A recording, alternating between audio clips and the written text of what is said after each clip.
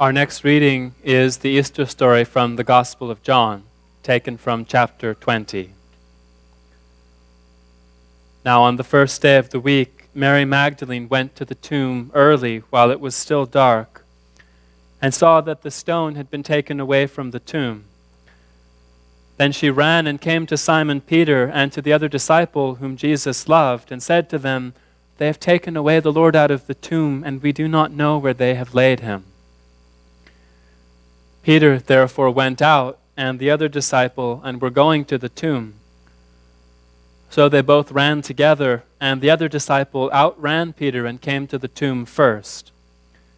And he, stooping down and looking in, saw the linen cloths lying there, yet he did not go in. Then Simon Peter came, following him, and went into the tomb. And he saw the linen cloths lying there, and the handkerchief that had been around his head, not lying with the linen cloths, but folded together in a place by itself. Then the other disciple who came to the tomb first went in also, and he saw and believed. For as yet they did not know the scripture that he must rise again from the dead. Then the disciples went away again to their own homes.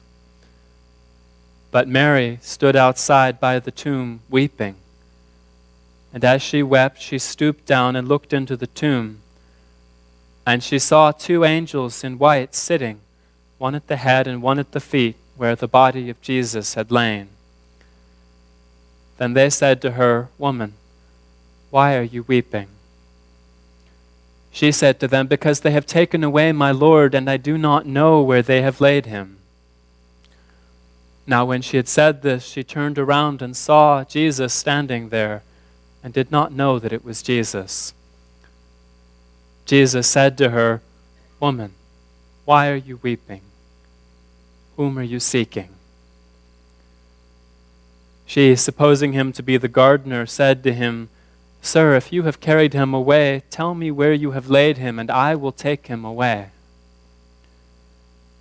Jesus said to her, "Mary."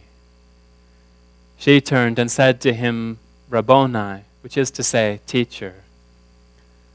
Jesus said to her, "Do not cling to me, for I have not yet ascended to my Father.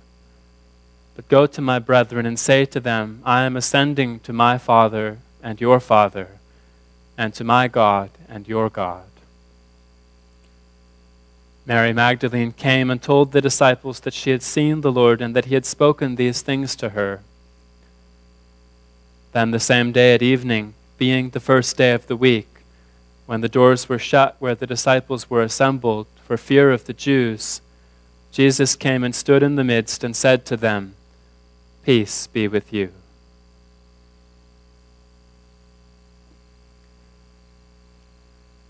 And our final reading is taken from the book of the Teachings for the New Church, Heaven and Hell, a couple passages in which Swedenborg describes how he was allowed to experience the process of resuscitation, that is, the process of waking up in the spiritual world after the death of the body.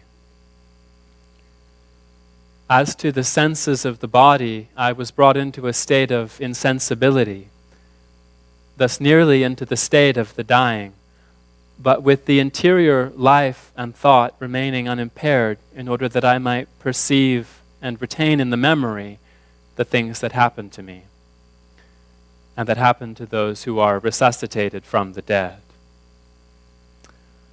I perceived that the respiration of the body was almost wholly taken away, but the interior respiration of the spirit went on in connection with a slight and tacit respiration of the body. Then at first a communication of the pulse of the heart with the celestial kingdom was established, because that kingdom corresponds to the heart in a person. Angels from that kingdom were seen, some at a distance and two sitting near my head. Thus all my own affection was taken away, although thought and perception continued. I was in this state for some hours. The angels seated at my head were silent, merely sharing their thoughts with mine. And when their thoughts are received, the angels know that the spirit of man is in a state in which it can be drawn forth from the body. This sharing of their thoughts was effected by looking into my face, for in this way in heaven thoughts are shared. The celestial angels who are with the one who is resuscitated do not withdraw from him because they love everyone. But when the spirit is such that he can no longer be associated with celestial angels, he longs to get away from them. When this takes place, angels from the Lord's spiritual kingdom come, through whom is given the use of light. For before this he saw nothing, but merely thought. They now tell him that he is a spirit. When he has come into the enjoyment of light, the spiritual angels render to the new spirit every service he can possibly desire in that state, and teach him about the things of the other life so far as he can comprehend them. Amen. Today's story from John tells us about an incredibly important event, and it also shows us how the Lord comforts us. And today's sermon is about how the Lord comforts us. That story begins in the dark. Mary comes early while it's still dark to the Lord's tomb. Presumably she comes to anoint his body with fragrant oil, though in John it doesn't say specifically why she goes to the tomb. That tomb is present throughout the whole of the story. At the beginning, all of the action is centered around it. Towards the end of the story, its significance starts to fade away. For obvious reasons, tombs are symbols of grief and of death. The Easter story is a joyful story, but part of what makes it such a powerful story of joy is the starkness of the turn. The Lord's crucifixion is such an abject defeat, and then his resurrection is such a sudden and absolute victory. So the Easter story is what it is because it ends with joy, but it starts at a tomb in the dark. Mary had come to anoint a dead body, and in John's Gospel it says that she had come alone. Think of her on the road, in the dark, on her way to take care of something that should have been alive but was cold and dead. What a picture of heavy, lonely grief. The story is about an awakening from that grief. It's about the Lord leading one of his children from grief to a state in which her heart was filled with hope and wonder. So it's a story of how the Lord comforts us. We grieve for all kinds of things. We grieve for ourselves. We grieve for others. We grieve for the loss of worldly possessions or opportunities. We grieve for things that we can't put words to. This story can speak to any of those kinds of grief, but in particular, it's a story about grief for a death, a loss. And specifically, it's about grief over the loss of God. Mary had come to the tomb to mourn for a dead God. We don't have to stop believing intellectually in God in order to feel that he's dead or lost, or that at least his presence with us is dead. When that happens, we probably don't say to ourselves, it feels like God is dead. We might say it feels like God is gone. but more likely we just feel emptiness and heaviness and hopelessness. Sometimes there are external things, more obvious reasons for grief that bring us to that place of feeling like God is gone. Other times we feel these things and we can't explain why.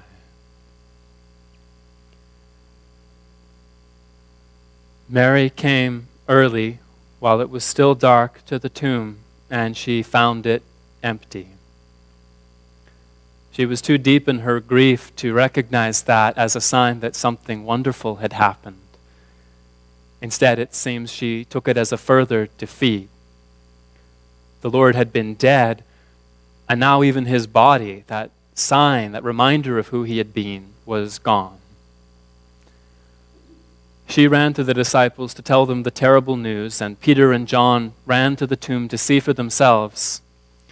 When they came into the tomb, they found the linen cloths that had been used to wrap the Lord's body lying there, and the handkerchief that had been around his head, not lying with the linen cloths, but folded together in a place by itself. That's the first hint of magic in this story. If plunderers had come to steal the Lord's body, they might have stripped away the cloths and left them in a heap. But why would they have folded the handkerchief and set it by itself? The disciples see what they see, and then they go back to their homes, and it's not quite clear how much they understand. But Mary clearly is not consoled. She stands outside by the tomb weeping. In spite of the wonderful strangeness of that folded cloth, she's still convinced that someone has stolen the body of the Lord. And this is so illustrative of how the Lord leads us. All the time he's giving us signs, gentle hints that perhaps not all is as it seems. But if we're not ready to see them, he lets it be. He doesn't give us louder and louder hints. He doesn't shout in our ears that he's God, so it's okay. He leads us as slowly as we need to be led. He's the comforter, and our awakening from grief is always gentle. Often, we only recognize those signs of his presence long after they've passed. Long after the moment's gone, we look back and realize that surely he was there. Mary, still weeping, stooped and looked into the tomb, and she saw two angels sitting, one at the head and the other at the feet, where the body of Jesus had lain. And they said to her, "Woman, why are you weeping?" All that is quietly reminiscent of what's said in the heavenly doctrines about the way we're woken up in the other world.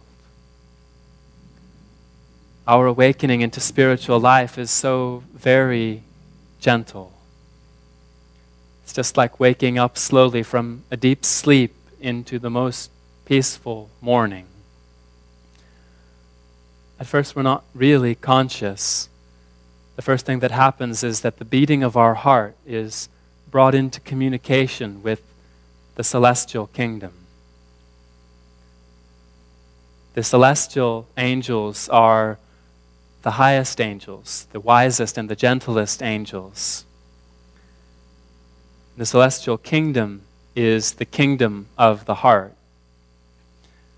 Angels from that kingdom are the first to be with the person who's waking up. The reading said that when Swedenborg experienced this process of resuscitation, there were two celestial angels sitting with him by his head, looking into his face, and they said nothing. They were with him for what seemed like hours. For as long as their state was what he wanted or what he needed, they were simply there.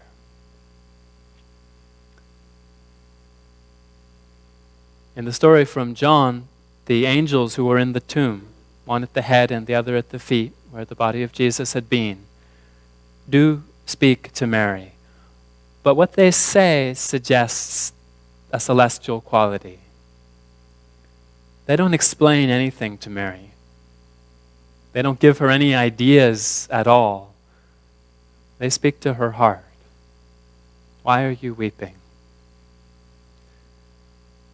Their question gives Mary an opportunity to express what she's feeling, and that too is illustrative of how the Lord leads us. In the Heavenly Doctrines, we're told one reads in various places in the Word of people being questioned about their state, but the reason why they're questioned is this: a person has no other belief than that no one knows his thoughts, let alone the state of his affection. An added reason is that people may be helped by being able to express their feelings, which usually does them good. Mary was allowed to express what she was feeling. She explained to the angels that she was weeping because someone had taken away her Lord. It's a little strange that she doesn't seem at all amazed to see them. It's as though she doesn't recognize that the gentlest servants of God are right there, right with her, loving her. Still, she's allowed to just be where she is. But as soon as she says that she's grieving because the Lord is not there, the Lord is there. She says, "They've taken away my Lord," and then she turns around and the Lord is standing there. But she doesn't recognize him. He, like the angel, says to her, "Why are you weeping?" Like the angels, he speaks to her heart. Like the angels, he invites her to express what she's feeling. He comes to her to listen. But he also adds, "Whom are you seeking?" And the answer to that question, of course, is you. The thing that she had lost was right there, right in front of her, and he'd been with her the whole time. It was he who folded that cloth in the tomb. It was he who sent the angels, and it was his love in them that prompted their tender question, "Why are you weeping?" Far, far deeper than any grief we'll ever know is the truth that the Lord, our God, is with us. And he rules over heaven and earth, and he loves us. "Why are you weeping?" he asks. And in a sense, it's like he's saying, there is such joy so close to you. Still, though the answer to Mary's grief is right there, right in front of her, he doesn't shake her awake. He doesn't force her to recognize him. He listens to her grief. He lets her assume that he's the gardener. And then he says her name. And when he says her name, Mary recognizes him. It's not that he ever says anything that jolts us awake, although it might feel like he does. Really, he's always the same, infinitely patient. We come awake to his presence when we realize that he is with us. Not out there in the cosmos. Not somewhere on a throne in heaven. Not watching over the human race as a faceless whole. He is with us. He is with you. And you are to him an irreplaceable child. He's calling you by your name, and that name, your true name, belongs to you and to nobody else. He's been with you in your grief. He's walked with you along your dark road. He's comforting you. Fear not, he says, for I have redeemed you. I have called you by your name. You are mine.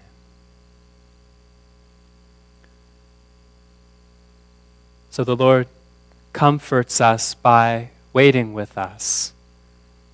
He comforts us by simply being there, sitting with us until we're ready to wake up.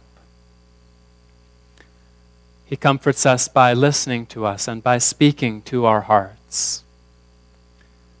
He gives us signs, hints that the world is far more wonderful than our grief is causing us to believe, but he never forces us to accept them. He listens more than he speaks. And he lets us know that he sees and hears and loves us exactly as we are. We need to learn from him. He told us to love one another as he has loved us, and to comfort the grieving is one of the duties of love. We can never be as wise or as patient as he is, but we can strive to become his images and likenesses. We can practice waiting with those who need comfort. Just being present. We can practice listening. We can practice speaking from the heart to the heart. All of that's harder than it sometimes seems it should be, because we have a natural inclination to want people to see the world the way we see it. And if we see that they're okay, or that they'll be okay, we want them to snap out of it. We want to tell them how it is. The Lord doesn't do that. In this story, he only says to Mary, "Why are you weeping? Whom are you seeking?" It's important to add that the truth does play a powerful role in comforting people. Mary's grief was not really healed until she saw the truth that the Lord was alive. In the other Gospels, the angels lead off with the truth. They say to the women who come to the tomb, "He is not here. He's risen." And in the Gospel of John, the angels even open with a gentle challenge. "Why do you seek the living among the dead?" That reading from heaven and hell explains that when the person waking up in the next life is ready to be done with the sphere of those highest angels, then he's put into the care of spiritual angels, whose sphere has more to do with the truth. These angels tell him that he is a spirit, and they teach him about the things of the other life. The truth is powerfully healing. But we need to remember that the celestial angels, the angels of the heart, were there first. The Lord knows we'll never hear the truth before we're ready. And so he listens to us and he speaks to our hearts before he lifts us into the light. We can strive to follow his example, to comfort as he comforts, but he is the comforter. All of us in our own way come to grief. All of us enter states in which we stand before a tomb in the dark, unable to comfort, needing to be comforted. The comfort we need will not always come quickly, but if we trust in the Lord, it will come. If we seek the Lord, we will find him. He is the comforter. Behold, the tabernacle of God is with men, and he will dwell with them, and they shall be his people. God himself will be with them and be their God, and God will wipe away every tear from their eyes. There shall be no more death, nor sorrow, nor crying. There shall be no more pain, for the former things have passed away. Amen.